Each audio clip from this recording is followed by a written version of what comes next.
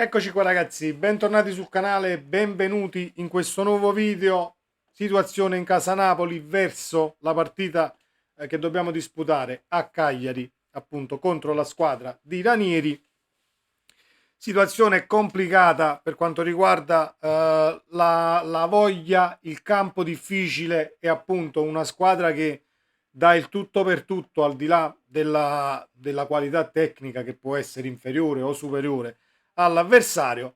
In casa Napoli la situazione sembra un tantino più chiara, anche se ci sono delle cose che volevo condividere con voi. Situazione Zielinski, Kvaratskhelia con una sorta di faccia a faccia per quanto riguarda la sostituzione e appunto il gesto che c'è stato quando è stato sostituito. Andremo a vedere un attimo le previsioni di formazione. Fatemi sapere la vostra qui sotto nei commenti, iscrivetevi al canale perché è nuovo, attivando la campanella delle notifiche. È importantissima la campanellina perché vi ricorda ogni qualvolta io carico un nuovo contenuto. E partiamo proprio dalla situazione appunto a Cagliari, che fa presagire in una partita dove la squadra di Ranieri darà il tutto per tutto, è vero, come fa sempre, ma è una sfida diciamo sentita ancora di più, quella contro i nostri azzurri.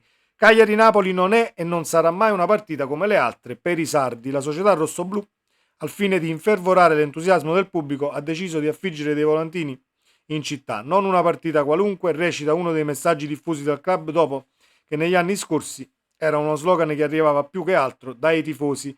Ecco alcune foto pubblicate. Nella foto c'è un volantino che dice Cagliari-Napoli come un popolo, come una nazione. Molto carichi sull'isola sarda per questa sfida contro il Napoli. Vedremo poi, ovviamente, se i nostri azzurri riusciranno a ribaltare questa situazione, diciamo, questo entusiasmo, ecco, che si respira a Cagliari per la sfida contro il Napoli. Eventuale formazione, poi passiamo a Kvaratskhelia e la situazione Zielinski che ancora non è chiara. Dovrebbe la formazione che dovremmo vedere appunto nella prossima partita dovrebbe essere questa: Meret tra i pali, Mazzocchi, Rachmani, Juan Jesus, Olivera, Anghissalo, Botka, Caiusto, Zielinski addirittura, Politano, Simen, Kvaratskhelia, la linea offensiva. Arriviamo alla situazione Zielinski, anche se io, come sapete, e chi mi conosce sul canale, schiererei come coppia centrale sempre Ostigard e Nathan perché c'è stata sintonia anche con Garcia, senza togliere nulla a Juan Jesus più che a Rachmani perché Juan Jesus ha fatto un'ottima partita nella sfida contro il Barcellona. Andiamo a vedere la situazione Quara e poi esaminiamo la posizione di Zielinski. Articolo di Francesco Manno, uscito stamattina, che recita così: il Napoli ha conquistato un pareggio tutto sommato positivo tenendo conto del momento degli azzurri e della forza dell'avversario contro il Barcellona. Una nota stonata nella prestazione dei partenopei al Diego Armando Maradona rappresentata da Kvicia Kvaratskhelia, non supportato però dalla mezzala perché Caiust non è entrato proprio in campo. Il talento georgiano al momento della sostituzione ha faticato a nascondere il suo fastidio per la decisione di mister Calzona, con il quale ha avuto ieri un confronto a Castelvolturno. Il tecnico non ha gradito l'atteggiamento del georgiano, come d'altronde la società azzurra, che potrebbe valutare le possibilità di una sanzione. Alla sanzione ci pensa la società, se sia il caso farla, darla o meno. Io sono d'accordo con appunto con il prenderlo subito faccia a faccia e avere un confronto, perché sono comportamenti, al di là che tu giochi a Napoli o meno, che non stanno né in cielo né in terra. E poi se un campione come Quara, un ottimo calciatore come Quara potrebbe aspirare a palcoscenici diversi che possano essere un Real Madrid di turno, un Bayern Monaco di turno, tutte le squadre blasonate d'Europa, tutto quello che volete, sono comportamenti che forse qui si possono, diciamo, gestire un tantino in maniera più tranquilla, ma in altre società verresti comunque bannato da subito. Quindi dal punto di vista caratteriale è una situazione che deve migliorare. Ecco quanto si legge sul quotidiano Il Mattino. Lo aveva già fatto Kvicia Kvaratskhelia quando sostituito nel finale un Genoa-Napoli finito 2-2, pur non parlando bene italiano, disse: ma che cosa hai fatto? Poi arrivarono Politano e Osimhen e il Castello è venuto pian piano giù. L'altra notte il fastidio del Giorgiano al momento del cambio ordinato da Calzona è apparso a tutti nitido in diretta mondiale e il tecnico ieri ha subito preso di petto la situazione perché ha ribadito che è la squadra quello che conta, non il singolo. Aurelio De Laurentiis sta valutando se ci sono le condizioni per una multa a Kvaratskhelia. Io eviterei un attimo la multa perché è una situazione che si sta ricomponendo, va bene il faccia a faccia, va bene riuscire a trovare una quadra e il modo per andare avanti in maniera serena. Poi nel caso non dovesse essere questa la soluzione, poi alla palla alla società per multe e quant'altro. Piotr Zielinski, la situazione di Zielinski a me ancora lascia interdetto perché cambiamo allenatori, cambiamo tecnici, ma la situazione resta sempre la stessa.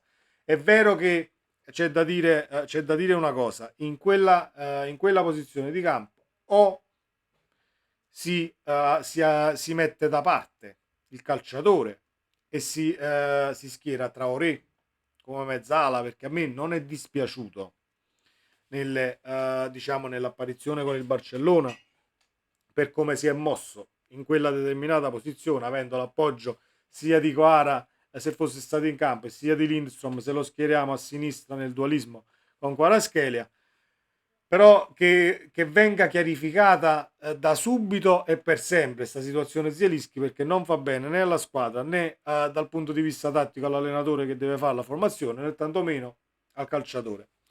Piotr Zielinski non ha preso parte alla sfida del Napoli contro il Barcellona, il polacco, lo ricordiamo, è stato escluso dalla lista Champions appunto a Cagliari domenica ore 15. A quanto riferisce l'edizione odierna del Corriere dello Sport, potrebbe tornare titolare. Ecco quando si legge sul quotidiano: a Cagliari Zielinski ci sarà, non è fuori dalla lista del campionato e non dovrebbe essere fuori neanche da quest'ultimo miglio da attraversare assieme per provare ancora qualcosa. Zielinski è un fattore o può continuare ad esserlo in questo lunghissimo viaggio d'addio? A Cagliari una doppietta per lui nel 14 del gennaio 2021, sa di dover restare nel limbo, però a Lobotka ed Anghissà è mancato l'altra sera un partner con il quale dialogare tecnicamente a modo loro, tocchi corti o lunghi, sempre puliti ed orientati. Il Napoli deve sperimentare, citazione di De Laurentiis, e quindi vuol capire dove possa arrivare Traoré, che deve arrivare pronto per il Barcellona, ma Zielinski è pronto destro-sinistro, avanti march. Allora, potrebbe essere schierato a Cagliari e dal punto di vista tattico, come ho appena detto, se dobbiamo far giocare Cajuste, allora meglio scommettere su una prestazione del polacco che potrebbe essere al limite un'ottima prestazione e un valore aggiunto. Però mi chiedo se questo Traoré lo dobbiamo vedere e si deve valutare se deve essere riscattato 25-26 milioni il riscatto, abbastanza alto, ma relativamente, perché dobbiamo ancora vedere di che pasta è fatto e se torna quello di Sassuolo. Le prime impressioni sono ottime. Per me si dovrebbe provare la formazione titolare con Traoré, Mezzala e Kvaratskhelia nel ruolo naturale nei tre d'attacco. Non ti va bene? Perfetto. Non ti va bene? Corri ai ripari, fai entrare a Zielinski, vedi Cajusta, ma Cajusta di là abbiamo visto che non è cosa. Kvara con Lindstrom nel dualismo ci sta bene, anche se la situazione del cambio poi vediamo come sarà gestita e se ritorna un tantino questo allarme. Fatto è che ci sono ancora alcune indecisioni, ma Calzona sembra essere uno dal pugno duro, come ha detto nella prima conferenza, resettiamo tutto e credo che si andrà su questa linea. Un'altra notizia su Zielinski: la sensazione è che al momento Zielinski sia ancora importante per questa squadra. Traoré, il suo sostituto naturale, non ha infatti ancora 90 minuti nelle gambe, tanto naturale nemmeno è, che comunque Traoré esterno d'attacco, sotto punta, diciamo che facendo la mezzala comunque tende ad accentrarsi, però a livello tecnico il calciatore non si discute. Inoltre, il Cajuste visto contro il Barcellona è apparso molto deludente. Una cosa è certa: Aurelio De Laurentiis non imporrà nulla al tecnico. Il padrone ha infatti lasciato campo libero a Calzona sull'impiego del polacco. Decidi tu. e l'allenatore ha già dimostrato di non aver paura di nessuno, di anteporre sempre il bene della squadra a tutto il resto. E noi è quello che ci auguriamo. Scelte giuste al di là di chi venga schierato, per meriti e per condizione mentale e fisica si fa la formazione. Che poi inizi la partita, per la prima mezz'ora vedi che qualcosa non funziona, ci sono 5 cambi, ragazzi, non dobbiamo sottovalutare la situazione dei 5 cambi, perché è vero che si fanno tutti nella ripresa, si parte al 60° col doppio cambio, poi si cambiano gli altri calciatori, in alcune partite puoi fare quel cambio al 45° se qualcuno comunque ha faticato, qualche infortunio, eccetera, eccetera, però puoi tranquillamente osare un attimo con una formazione che al limite potrebbe sembrare fuori dal normale, perché noi le abbiamo viste tutte quante da inizio anno, e vedere come va in base alle condizioni appunto mentali soprattutto dei calciatori. Non abbiamo Di Lorenzo contro il Cagliari, è un dato di fatto, giocherà Mazzocchi e di là comunque credo che Nathan sia il terzino, o meglio nelle gerarchie sia il primo terzino sinistro che abbiamo in squadra, anche se sfrutterei comunque le caratteristiche di Mario Rui in base alla partita, in base alla fascia destra avversaria, come si pone l'avversario, se c'è per esempio un attaccante molto più veloce e pericoloso in fase offensiva dall'altra parte, quindi vuoi un difensore, un terzino più difensore dell'altro, perché Oliveira è più difensore di Mario Rui. Invece se è una squadra che su quella fascia comunque tende a coprirsi di più piuttosto che attaccare, schieri Mario Rui, perché comunque il piedino, il dialogo con Mezzala e Kvaratskhelia, puoi creare la superiorità numerica e andare a pungere appunto sulla nostra fascia sinistra. Vedremo.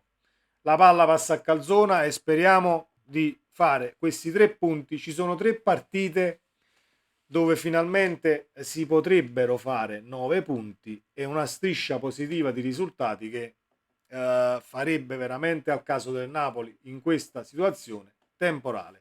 Fatemi sapere la vostra qui sotto nei commenti, ragazzi. Ci vediamo appunto nella sezione qui sotto e ne discutiamo. Sempre Forza Napoli. Ciao.